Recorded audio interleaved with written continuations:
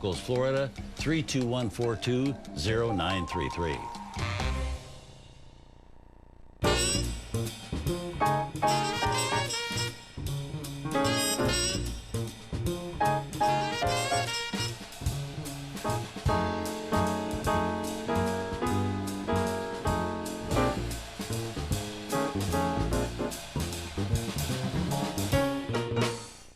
Hey there, everybody. I'm Ben Mankiewicz. Welcome back to TCM's Friday Night Spotlight, where we're focusing on special effects wizard A. Arnold Gillespie.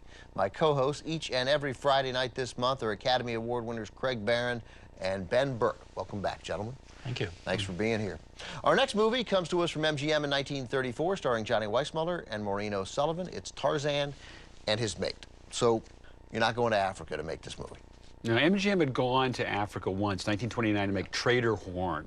They shot on location. It was very arduous, cost a lot of money. They didn't really get everything they wanted. So when they realized they were going to embark on a Tarzan series, they thought, well, we have to bring Africa to Culver City, where we're filming. And so this required building sets on the back lot that were a jungle and an escarpment. But also, they used the rear projection process, which Craig can explain. Well, from a special effects standpoint, there's obviously scenes in the movie where you have to put your characters in danger because they are in Africa and they potentially have to respond to a charging rhino. This was Mary the rhino, so MGM used to have a zoo on the back lot, so not only was Leo the lion there, but Mary the rhinoceros was also there. And in the scenes for these movies where you have to have the rhino about to hit you, often it will be on the rear projection screen. So Johnny Weissmuller would be looking at the rhino on the projection screen and then jumping out of the way at the last minute. Obviously, he wouldn't be doing that photographed in a straightforward way because it would be too dangerous to film practically. You mentioned the escarpment and, you know, this incredibly ominous rock facing that looks impossible to climb. How is that done?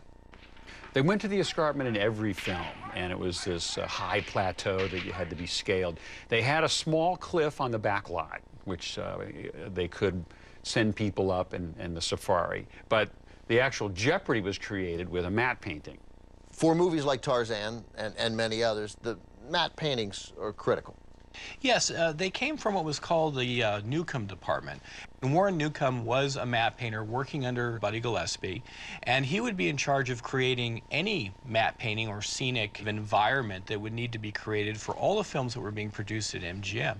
And so his department would be working on scenes and adding matte paintings to them during the production process. So in the example of coming to the escarpment, so you come to the escarpment, which is a matte painting, and then you have to get to the top of the escarpment. That would be done inside of a soundstage.